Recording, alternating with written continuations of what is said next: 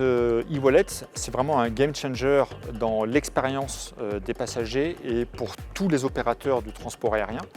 Parce qu'on pourra se préparer en avance, ça sera beaucoup plus simple, on aura beaucoup moins de files d'attente parce que le temps de traitement à la frontière sera plus court. Et puis ça ouvre des perspectives sur utiliser le même objet, le même wallet pour faire non seulement le contrôle frontière mais pour l'embarquement ou encore pour louer des voitures ou faire d'autres contrôles de détaxe par exemple.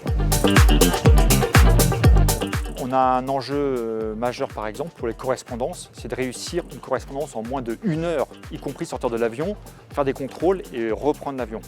Donc on n'a pas le droit à perdre une seule minute pendant les contrôles.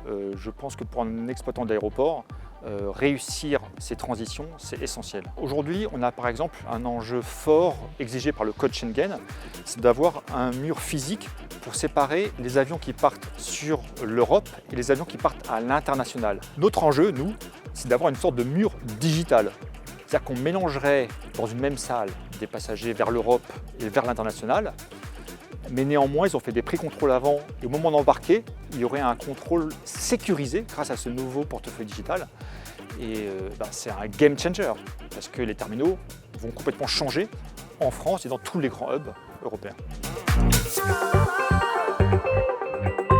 Une idée qui est venue ce matin dans les échanges, pour venir travailler sur un aéroport, il faut une authentification très stricte avec des contrôles d'identité préalables et autres. Ça s'appelle un badge rouge. Tout ça, c'est très manuel encore.